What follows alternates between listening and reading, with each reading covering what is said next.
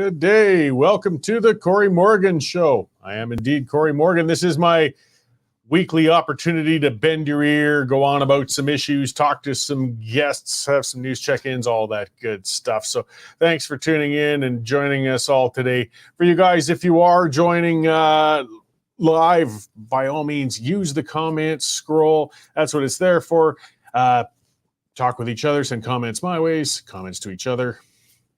It's all good. Just try to keep things civil. I see one just to start out with Jordan Loenz, and he's commenting, and it's about my monologue that's going to be coming up, saying doesn't fault Gondek for not coming to the menorah lighting, doesn't think religious ceremonies should be held at City Hall, period. Now, I can agree with that if there were no religious ceremonies being held at City Hall. But there are religious ceremonies for Christians, for Muslims, for Sikhs, all sorts of other people. The only one the mayor has a problem with is the Jews. So that's where it becomes a problem. If they truly make it secular for everybody, hey, then it's not a problem. But as it stands, when the mayor is going to hit some of them, then you hit all of them or none of them. Either way, I'll get into that in a moment as I do my opening monologue here in a bit. Now, but still, I appreciate the comment. I mean, there's different points of view, and that's quite what we're all about to a degree anyway. So I've got Alise Mills coming on. She's been on before, a political commentator, strategist, and we're going to talk kind of about a year that was federally in politics and what we got to look forward to in politics, lots to look forward to, I imagine, and things. And of course, we'll have our news check-ins with Dave in a moment and some other things as well. But let me get going then to talk more about what I was talking about with the comments and talking about mayors. Because mayors, they love to dodge responsibility for policies because they always remind people, hey, I only represent one vote on council. Policy's bad. Yeah, I know, but I'm only one of a bunch. That's fair enough. But that being the case, what is the special role of a mayor? Well, the role of being a mayor is to speak for the city or town represented. They're the representative of the people. While the mayor is political by nature, of course, they're elected there and they're going to hold political views. They're expected to set the personal politics aside when they're at functions representing constituents. Calgary Mayor Jyoti Gondek threw all that out the window when she allowed her anti-Semitic views to dominate her actions and boycotted a menorah lighting in Calgary. Now, the lighting of the menorah has been a tradition in Calgary City Hall for 35 years. Mayors of multiple faiths have diligently attended and respectfully taken part in the joyous Jewish tradition of celebrating light over darkness with the lighting of a menorah. It kicks off the observance of Hanukkah and offers a bonding event for Jews and non-Jews alike. But Gondek went and cast darkness over the tradition as she misrepresented what it was about and then boycotted it as publicly as she could. She brought shame to the office of mayor and by extension to the city of Calgary. Gondek's snub of Calgary's Jewish citizens had the opposite effect she hoped for, though. The event enjoyed record attendance as the City Hall atrium was packed and overflowed into the hallways of the building.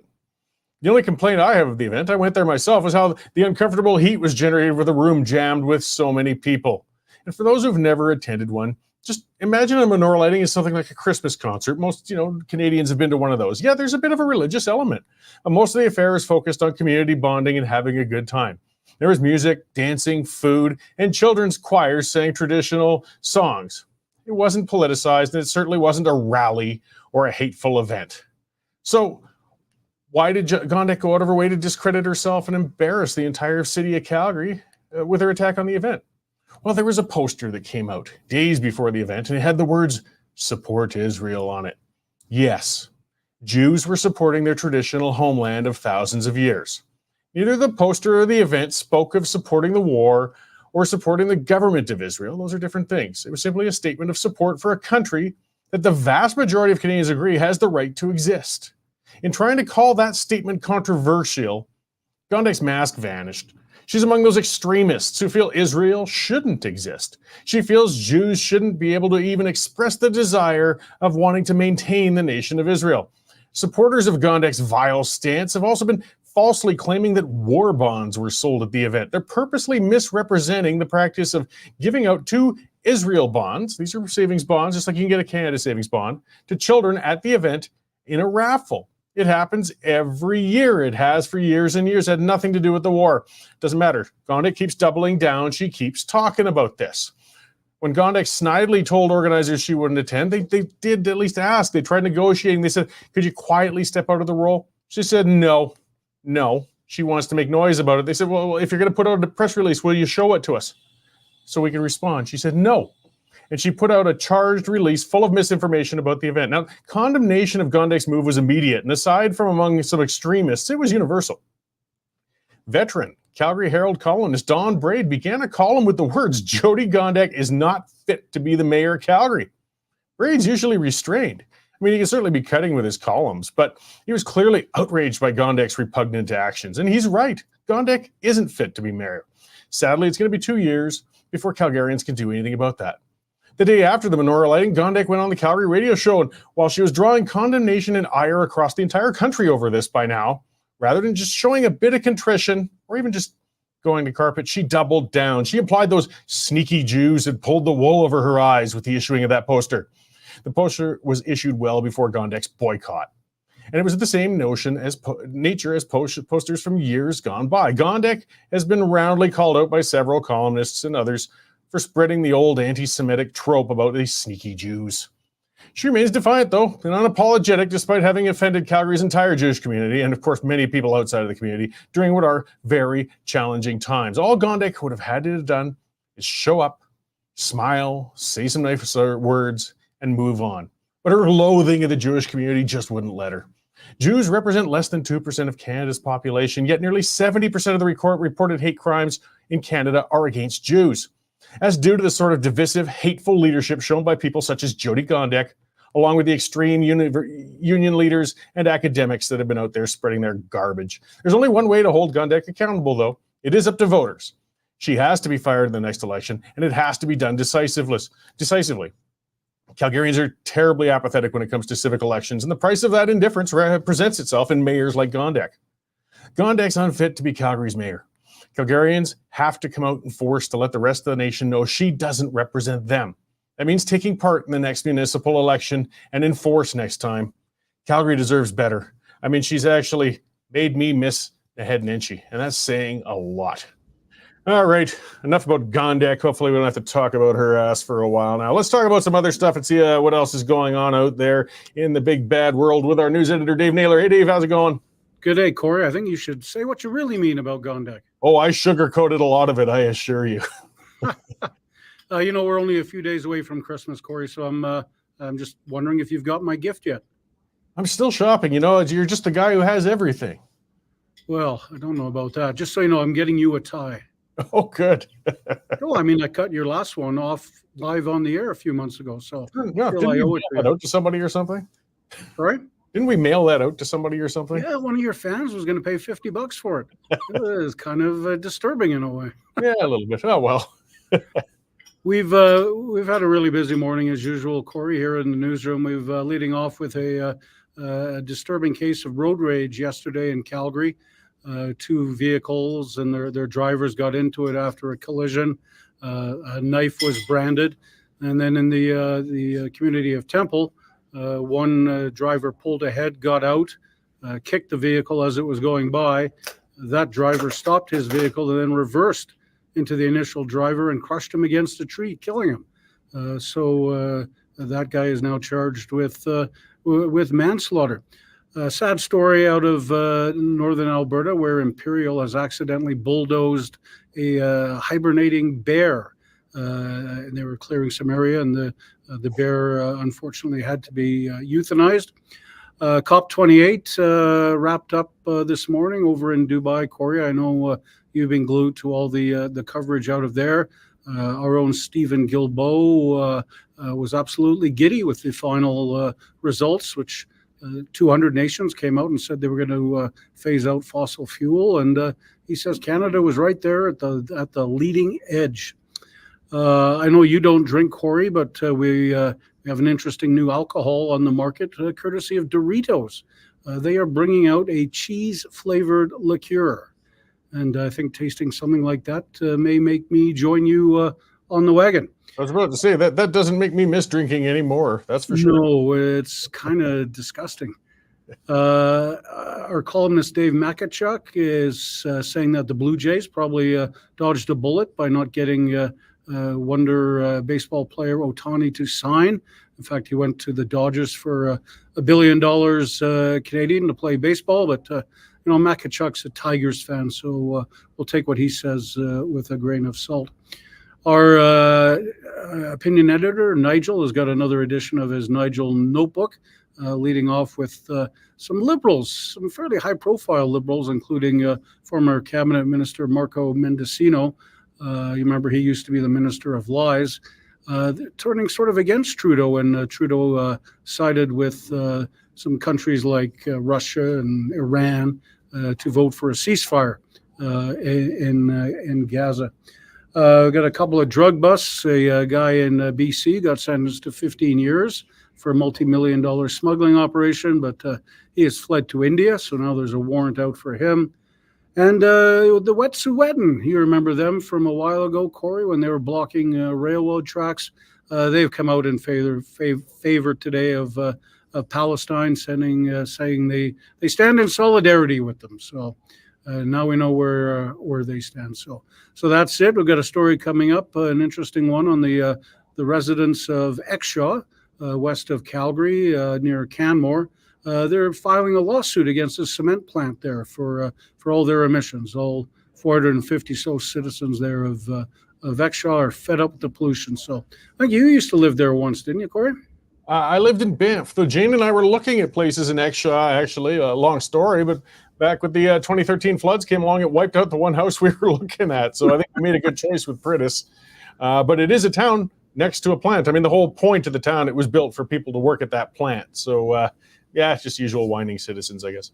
Yeah, it has, been there only 100 years. So, people have had a chance to move away. Yeah, absolutely. Well, Israel's sure to surrender pretty soon and let Hamas win now that the Wet'suwet'en are on board. So it's good to see that development and turning point in the conflict. Yeah, that way, as Minister Jolie said, Canada can get over there and start investigating the actions of Israeli military. That made me laugh out loud yesterday. We got to laugh about what we can these days. So exactly. All right. Well, thanks, Dave. And I'll keep dwelling on what I'm going to get you for Christmas this year. And I'll let you get back to hammering out those stories there. Thanks, Cory. And we'll see you later on the pipeline where you will be wearing a tie. Yeah, Fred, my contract only covered this show. All right. Thanks, Dave. Thanks, Cory. All right. That is our news editor, Dave Naylor. I see lots of stories. It's a busy one on there today, guys. Just this is when I like to remind everybody, the reason we have that many stories and that Dave Naylor can sit in there and coordinate all those hardworking reporters is because you guys are subscribed. So if you haven't subscribed yet, get on there, westernstandard.news/membership. And it's $9.99 a month, $100 a year, guys. It's well worth it. It's an investment in yourself, just like an old newspaper subscription. We're not asking for much, but you can get full unfettered access to all these stories. And of course, it supports us and we really appreciate it. So before I get to the guest I'm going to have on, I've been looking forward to having Ms. Mills on. It's been a little while. I see a couple of the comments as well. So, as I was ranting and raving about Jyoti Gondek, everybody has been for the last couple of weeks. She's certainly earned it. But a good question from commenter GB, how do we get more involved in municipal politics aside from rage posting? Which, I rage post for a living. It has limited productivity to it. The bottom line is vote. Pay attention, get on there, encourage others to pay attention, encourage others to vote. The turnouts in civic elections, Calgary's not alone. They're terrible. And it's a mistake we make across the country, and we're all guilty of it. You know what? I don't know who my school board trustees are or were. I never paid attention to it. I probably should have.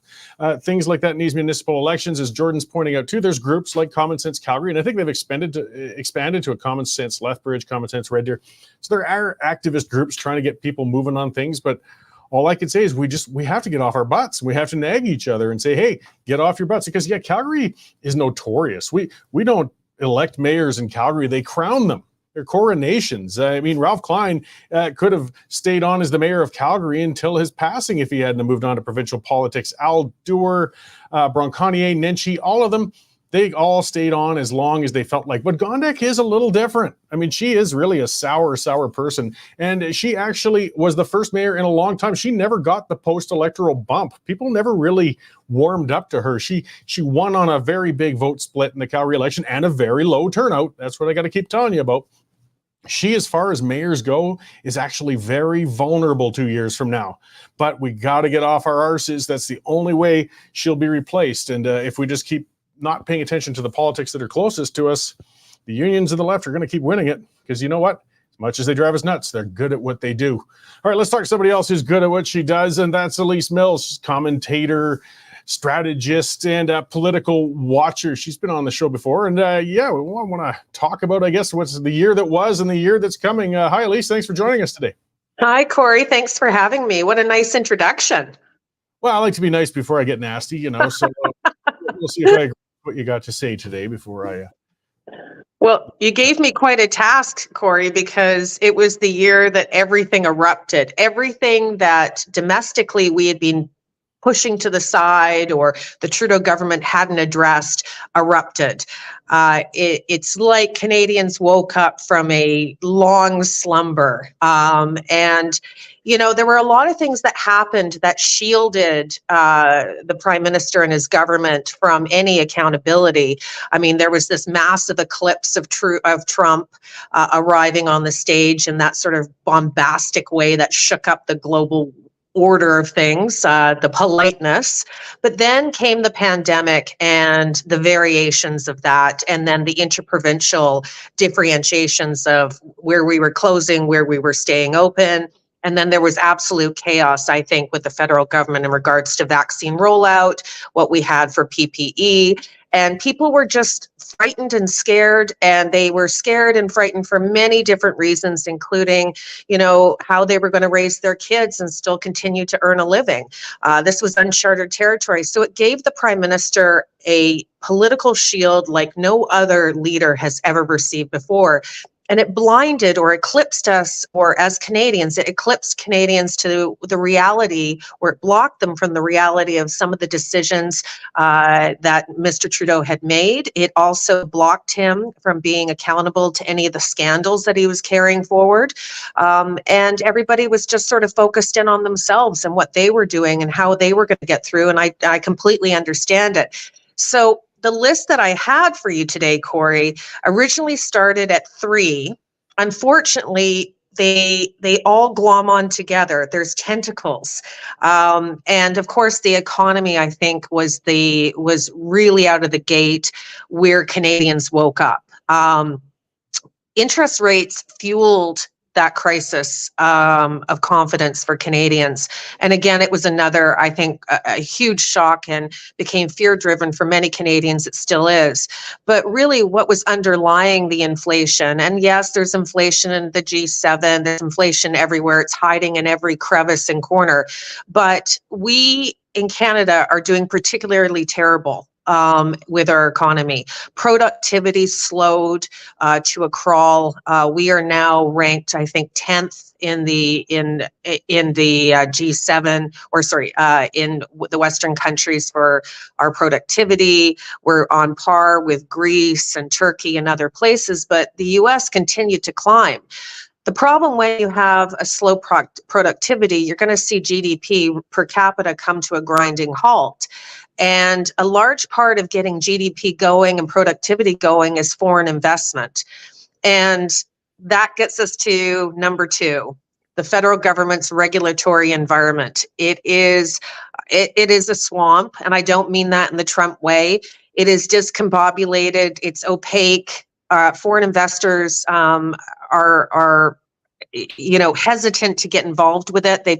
It's been proven to them that it's difficult to get the job done in Canada, specifically in telecommunications, banking, oil and gas, even clean tech, fintech, and other technologies, as maybe Google and some of the other groups have realized. It's a bit predatory out there, and this government sees these industrial-based industries or commercial industries as money grabs. And there's always the shifting pillars around the policy. What was good on a Friday may not be great, or the same thing on a Tuesday.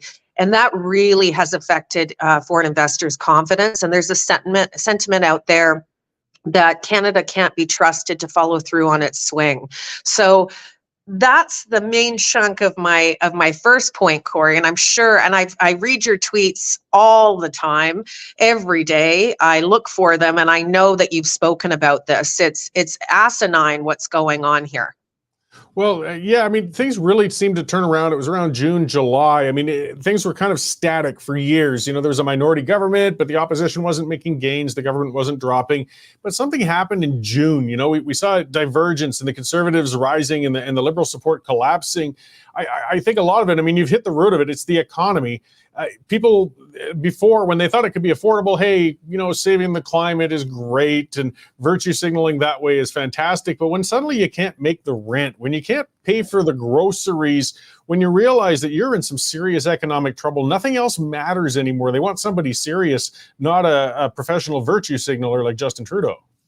Well, exactly, and I think that, you know, the chickens all came home to roost. I think, unlike you and me, who are watching what's happening every single minute of every single day, Canadians are busy raising families, getting to work. I know what those days were like having small children. I was a single mom for many, many, many years. And you're just hustling from, you know, I think I did business in my car more than I ever did in my office, actually. And it's stressful. It's stressful to be a Canadian, and the opportunities at the C-suite and above are just not there in this country. And that can be directly correlated back to a lack of foreign investment. I mean, on the West Coast where I am today, you're not going to see any head offices, and we celebrate things like Amazon, you know, centers where packaging comes in. I mean, that shouldn't be what we call a tech investment. It's just ridiculous. But I am really concerned about productivity, because productivity leads to that GDP, leads to the foreign investment, and leads to good paying jobs. And everybody's talking about how there's all these jobs. Let's take a look at what these jobs really are. A lot of them are gig jobs, part-time jobs. There's lots of jobs with the government, but you want to be looking at where the economy is growing, and it's just not growing. It's actually shrinking back. And we haven't seen this. It became particularly bad roughly a few years ago. But again, Canadians weren't watching. And anytime someone like me brought it up, everyone said, shut up, it's about the pandemic and let's just keep spending. This gets me in when we talk about spending. I think the next top story, and I'd like to shed a lot of light on this, is national defense. This 3 months ago, the Prime Minister announced that he'd be cutting $1 billion from national defense, $1 billion that he had committed to. This is separate to the discussion with world leaders. Specifically, it was something that former President Trump brought up, which was making Canada increase its spend in military to 2% of the GDP. Well, that's difficult when Canada's GDP is dropping like a stone. But this is down to the basic necessities, what I call the bricks and mortar, the infrastructure, what keeps our soldiers and military men and women safe.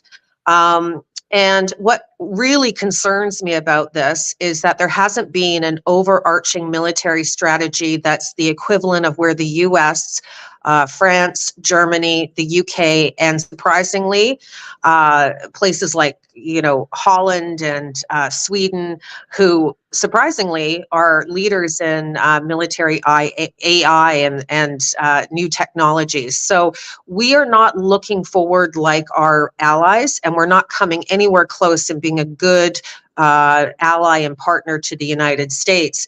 And as you know, world order has changed, and it's going to get a lot scarier out there. And Canada is just not in a position. And I'm very concerned about the men and women of our military. And it's absolutely frightening to see what's going on. So that, to me, for me personally, was a big story that didn't get enough attention. And I understand why Canadians are having a hard time balancing that grocery bill and, you know, putting fuel in the car, especially if you're in British Columbia, where you have 3 fuel taxes, 2 carbon and 1 fuel tax. So I understand that these issues may not be top of mind, but they should be. Foreign policy, I think, will play a big part in the upcoming election as it relates to, are we prepared as a country? Well, and getting on to all of that, I mean, I predicted, actually, I thought Trudeau was going to pack it in by the end of the year. I was wrong. He's hanging in there. He's as stubborn as ever. So, I mean, you know, kind of getting to the second half, I mean, I know there's only so much we can cover in 15 minutes, but I noticed they've actually seen the first little bump in the polls. That was from David Coletto just today, the first time they've shown a little life in months. You can't rule those Liberals out. I wish we could, but you can't. They manage to make some amazing comebacks sometimes. What have we got to look forward to in the coming year? I mean, from the economic and the political point of view. Well, I think, much like cats, Liberals have 9 lives. And what Conservatives need to understand is, and this may not be, what they want to hear, but they come in to, to do cleanup on aisle 6 when the country has gone pear-shaped and the money is being squandered and people are scared and unsure. Conservative governments come in, and they come in more frequently than they did, say, 20, 30 years ago. I think we should. I saw those polls today, Cory. I don't buy it, because what's brewing on the front benches of the Liberals today is a division in the caucus over the UN vote. And I think that's probably the beginning of a larger fissure. I think there's lots of frustration on those Liberal benches. I think there's blue Liberals over there that we might consider to be what we used to call progressive Conservatives, that have watched some terrible fiscal and monetary policy, or lack thereof, float by. There's the scandals around the Green Slush Fund. We're watching those committee hearings over the last week. What's come out of that is appalling. There's still many, many scandals with the Trudeau government in regards to foreign interference. And, there's many great reporters with the Western Standard and Sam Cooper, who have done an incredible job on this. And we wouldn't know half of it, but it's very obvious that Trudeau is up to his neck in a lot of this. And I think, you look at an Anthony Housefather, or you look at Medicino, or any of those guys, they're very vocal today, and they're none too pleased. No, and Cooper has done a fantastic job. I mean, he really digs in there.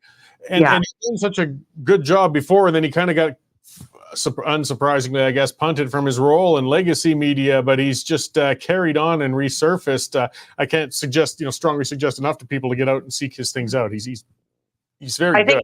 I think viewers of your show need to investigate as to why he was punted from his job. I think that pretty much tells the foreign interference story that really rooted itself and grew over the last 25 to 30 years in Vancouver. Vancouver's ground zero for why this country looks the way it does, and why Canadians are house poor, why Canadians are homeless, why middle-class Canadians are sleeping in their car. And this, to me, is a horror show. And quite frankly, I don't understand how we're not having, committee hearings or any hearings in regards to the responsibility here. If this was the United States, you think you'd get away with this? No way. So yeah, Sam Cooper deserves a round of applause. And I know that everyone at the Western Standard has been really supportive of him and his work as well, and he's really made a go of it. And I see it as I think it's very patriotic what he's doing. And I think we should all give him a pat on the back, because it's a hard, it's a hard road there. You know that, Cory. Yeah, no, there's no easy money in independent media, I can assure you. People on social media. No thanks to the Trudeau government. Yeah, no thanks to the Trudeau government. We're not dining on filet mignon. I wish we were, but we're getting by all right anyways. So just quickly before we kind of wrap up, the long awaited inquiry into the Chinese foreign interference thing is kind of going to get underway in the new year. Do you think we're going to see much out of this, or is this just going to be another kind of whitewash, dragging it out through a bunch of bland testimony? Well, I think the Trudeau government has demonstrated what it's capable of, which is a fulsome, response, and in trying to bob and weave around this. I mean, it's procedural gymnastics that's gone over there. We couldn't even get the Prime Minister, any staff from the Prime Minister's office. We can't hear from the Prime Minister. He's denied all of it. But the evidence really demonstrates that he was very aware of it. He was informed that this was taking place. Now, foreign interference, we just should highlight what I referred to in the housing market in British Columbia and in our politics in BC. We were warned about it here much, much earlier than that, as of 2009. And the national media said, no, it's Russia. And poor Richard Fadden, the former director of CISA, said, no, it's actually China. And so BC, what happened here is a virus that has spread, which is no longer just a Chinese problem. It's a Russian problem. It's manifested. But foreign interference and money laundering are connected not just to our democracy, but our financial freedoms, our personal freedoms, our ability to own a home. It's all in there. And that's why I'm saying there's so many tentacles, as Sam Cooper's done a brilliant job sort of slicing it out and saying, hey, this happened so that this could happen. And the political interference is not just to mess with our democracy, it is to mess with our economy. And it's made Canadians poor. It's put us at a huge disadvantage in our freedoms and our economic freedoms. Absolutely. Well, thanks to Sam's work, and hopefully with the inquiry, we get some more information and resolution and start to block some of these holes, because it's a giant spider web. We'll have to come on and talk about that just all by itself. It has to be an RCMP investigation, like fulsome, in a way that you've seen what the FBI and CIA have done in regards to India and the States. I mean, our responses are not comparable to what the UK and the United States does. So I just want to say that, because I'm incredibly disappointed by the country. Oh, definitely. It's a much bigger deal than has been given credit, unfortunately, for political. Yeah, it is. Hopefully that changes. But boy, the time went fast, and I appreciate the check-in. I know there was a lot to cover, but I think we covered quite a bit in there. Where can people find out more about what you're up to, Alise, and see your commentary out there? You can follow me at Millsy Alise on Twitter. And it's IE at the end of Millsy. You can find me on LinkedIn. I have an open profile there. And hopefully you'll find me back here standing across from Cory Morgan relatively soon. We'll have you on again soon. It's always all right. Have you in. Thanks, Alise, and we'll talk again soon. Thank you, Cory. Take care. So yes, that is Alise Mills, and yes, she's prolific online. You can see her commentary and stuff everywhere. Shamefully, she was with the CBC for a while, but we won't hold that against her. It was a better institution at a different time. So yeah, lots going on federally, and again, 15 minutes, just not enough to cover it, but at least to kind of get in a nutshell what's been going on this year, and the amount of things that are building, and that's what's going on, is they're building. And we'll see what blows up in the new year. I see a couple other commenters coming in. Shaunavism, and it says Vision from Atlantic, Canada. I like it when I see people on the other coast. I like seeing people local, like Gordon from Brooks as well, checking in, and Angela in Alaska. It just reminds me, we're talking to a whole lot of people here, getting a whole lot of views. I'm going to speak to something a little more local, but it talks to a broader issue. This is something that just disturbing. And I'm seeing in the news. It's on the Western Standard site, but it's on other news sites as well and everything. So a man, and I'm going to say a man named Laverne Waskahat is a repeat pervert baby raper. Literal. This person has been convicted of creating child porn with infants, not even just children. I mean, it's horrible. Anybody under 18. We're talking under 3 years old. And this man now identifies as a she. I don't care. This is just more crap and politically correct subterfuge when we've been warned that this person's been released and they feel this person's going to re-offend this man. And this man was also released in 2019 and reoffended and got put back in jail, and released in 2020 and reoffended and got put back in jail.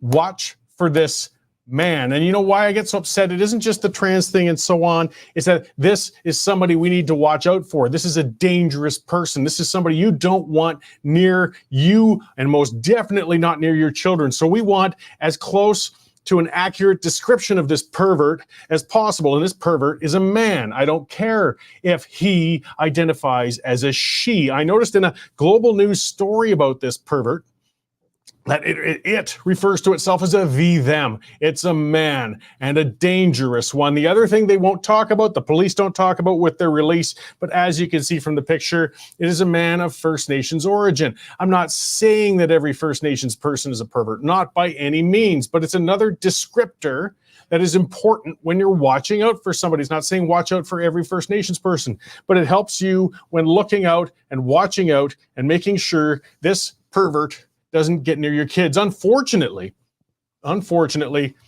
he's going to do it again. The ones like this always do. I don't know who the poor victim or victims are going to be, but this is where the political correct, the woke, the crazed garbage, this gender identity crap crosses a different line. It's not a matter of novel. It's not a matter of just some student saying, I'm a she this week, I'm a he next week, I'm a they, them the week after that. No, this is news media and police forces giving a clear man a different gender identity. What if you're only hearing about this person on the radio? You think it's somebody named Laverne who identifies as a she, and you'll be on the lookout for a woman. It's not. It's a man. I'm sick of this. I'm sick of it. Not when it gets to the point now of dangerous, of putting children at risk. Identify however you please.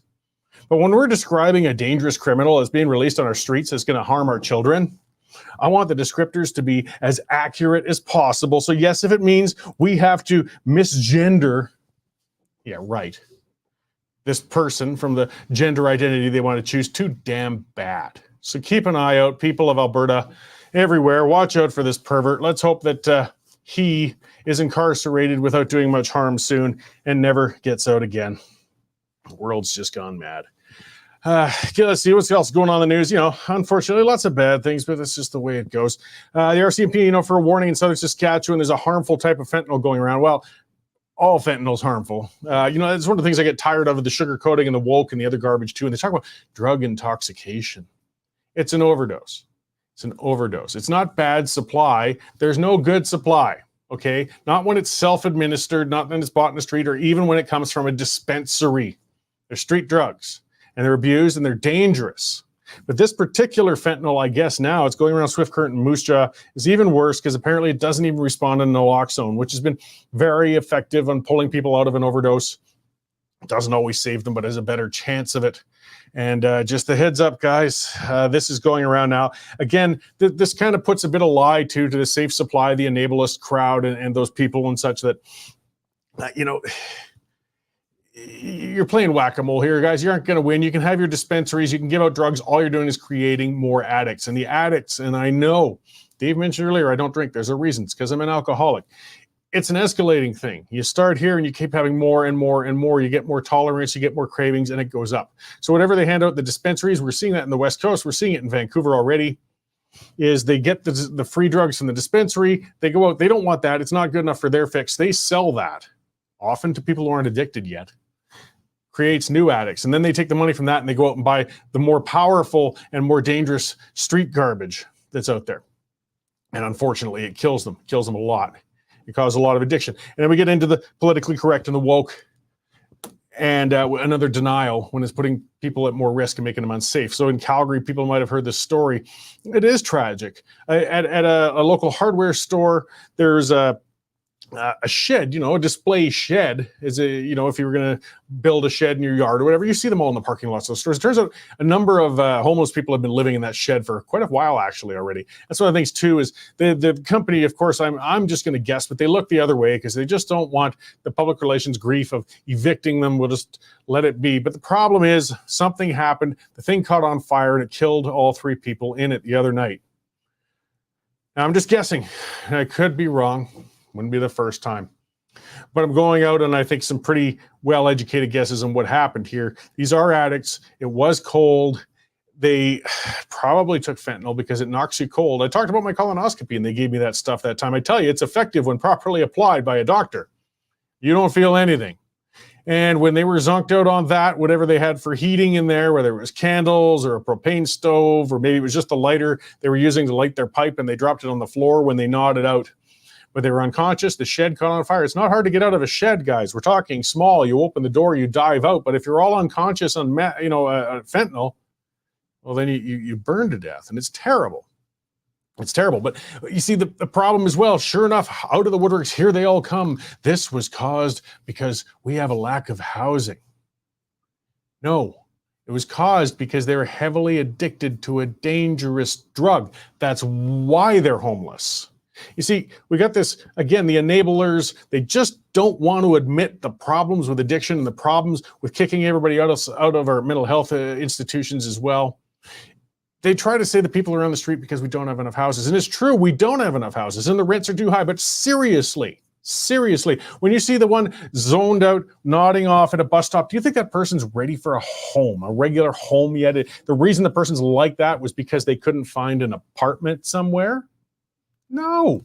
Do you think the people who lit that shed and unfortunately killed themselves are ready for a house, a fourplex somewhere? No, they would strip the copper out of the walls and sell it for their next fix, and they would probably burn that place down too. It's not we should turn our back on these people. It's not saying they don't need shelter. The cold snaps are going to come eventually, and it's going to be terrible to them. But we got to face it with reality. We want to shelter the addicts, and I think we should. I think we should intervene. I think Danielle Smith, Premier of Alberta, has been saying the right thing, saying we've got to get in there and intervene, even if against their own will, and take them off the streets because they're going to die there. And I understand that forced intervention doesn't have a big success rate with drug treatment, but you know what? Leaving them on the streets has a death sentence. And they aren't ready for just a bloody house. We need housing. We need secured housing for addiction treatment. We're talking virtual concrete walls because you have to be able to hose it out when you're done and they can't burn it. That's the short term. I'm not talking about incarcerating long term, but got to get real. Keep pretending, oh, this is just somebody who was down and out and couldn't get an apartment. No, they're a junkie. We see them on the street corners. We see them downtown. We see them behind the dumpsters. And I'm tired of other people. Oh, what about their dignity? What dignity's left? Really? And they really are. You know, people say, you should be nicer about this. This is somebody's daughter. This is somebody's cousin, somebody's brother. Absolutely, they are. And I do worry about that. And I do feel for those families.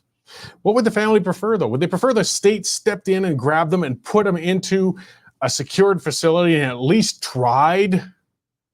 Or would you rather that family's daughter still sexually service guys to make enough money for the next fix? Or the son gets beaten half to death because he was trying to steal something from somebody's backyard to get his next fix? Which way has more dignity? Which way is better? Which way has a better chance of a future? Hard realities, guys, they suck. But they're better than the fuzzy-headed enablement cult thinking that we can just keep feeding them free drugs and just keep saying it just needs housing and refusing to address the underlying issues of untreated mental health issues and a serious, serious addiction problem. So quit pissing around. We're going to see more and more of these cases, unfortunately, with tragic endings. Let's see, what else we got going on? We got a case going on, Coastal Gaslink. So that's the pipeline. It's been under construction. It seems forever. That's the one that Dave mentioned earlier, the Wet'suwet'en, which is a split First Nations band that's out in interior BC, that they have elected people who support the pipe, but the environmentalists pulled up all these fake chiefs, and I call them fake. They're hereditary chiefs who they feel should be able to override the pipeline and stop the construction. It'd be like having Prince Charles come out to Calgary, King Charles, I'm still getting used to that, and tell us how we're going to run our business out here. Guys, those days are done. Either way, they finally got the bloody thing done. And it was delay after delay after delay. And it came in, billions over budget, way too late. It's finally almost finished, though, even though there was a terrorist attack on the north end of that thing. You might not remember that. But yeah, they went and there were terrorists, attacked police and security and construction workers up north. You know what? There was never an arrest. Never caught anybody on it. Either way, now TC Energy is filing a suit against the Pacific Atlantic Pipeline Construction Company for $1.2 billion, claiming that poor performance in constructing it. It's interesting. They say it's precedent setting. I don't know if they'll get the money. The bottom line is, if anybody should be sued, it should be the government, who didn't get in and stop the bloody protests, who kept hindering and holding up and slowing the construction of that thing over and over again. Likewise with the Trans Mountain Line, the idiots have blown the budget on that thing by what? Over $20 billion. Government run, and delays and delays and delays. There's another delay now, or some easement change they wanted to make. It's ridiculous. I guess if they can recover a bit of money from that other company from Italy or whatever, good luck to you. But that wasn't the root of the problem. The root of the problem was that this thing was held up by protesters constantly, in a government that's too cowardly to actually tell them to go to hell and say this thing is going ahead. Likewise with the Trans Mountain. I mean, it was regulated nearly to death. Speaking of housing, I mean, getting back to something that's been announced recently, the government's talking about going back to a World War II policy of, bringing in some pre-designed houses and saying they can speed the process because these are already, designed and approved and they can build them faster. Okay, why do we need the federal government to do that? What they are addressing is, yes, they're right and yes, they're wrong. We need more housing. And we need to speed it up. We need to speed up the approvals. We need to speed up the process to get these things built. But it's not a matter of the design of the house. It's a matter of these overreaching governments on every level. The federal government with their environmental controls, the provincial government with their pandering, and the civic governments with their, fear of stirring up the people who already own houses. Zoning changes are hard. New developments are hard to get approved. It takes years and years, paperwork, red tape, approvals. Strip all that crap out. Fire a bunch of useless bureaucrats. City Hall's jammed with them. The provincial government is jammed with them. The federal government's jammed with them. And just build the damn things. We don't need to dig up and consult over a World War II policy. And you got to remember, somebody's got to have the courage to tell some of the existing homeowners, too damn bad, that new district's going in next door, get over it, because that's part of the problem with the politicians. We got the I got mine mentality, but I don't want anybody else to build theirs. So I'll close with pointing out Exshaw. Dave mentioned it earlier. Exshaw is a little community just into the mountains. Anybody who's driven to Banff has seen it. There's a couple of great big towers and a couple of factories. They make concrete there. And yes, I grew up in Banff. I'm very familiar with it. Exshaw itself is a town right at the factory. It's right there. It was built for people to work in the cement plant. And now a bunch of those citizens in there who moved out afterwards, they don't work there anymore. They just moved because you don't need the staff like you used to. They're whining and suing the concrete plant because it's dusty and loud. Why the hell do you think you managed to buy a house 40% cheaper there than in the town of Canmore, farther up the valley? Because you bought next to a factory. Don't sue the factory afterwards, but that's the stupidity and the arrogance and the attitude of some people when they got that I got mine attitude, now let's stop everything else. So civic politicians are going to get the courage to stand up to some of those people, and provincial and federal, or our housing is not going to grow, it's not going to keep up, and it's not going to get any better. I know, asking for politicians to have courage. I'm asking the impossible, but I got to keep trying, folks. All right, that's what I got for today, guys. Be sure to tune in. The Pipeline, as Dave mentioned, will be on later. There'll be more discussion with him and Nigel and myself on a number of other issues. And watch for all the rest of this stuff on the westernstandard.news, guys. It's constantly breaking stuff out there. It's important, and we are covering it for you. So thank you all for tuning in today. Share the links with other people so we can keep building this audience. And I will see you all next week at this time. I got an extra special guest on. I'll announce that later. Have a good day.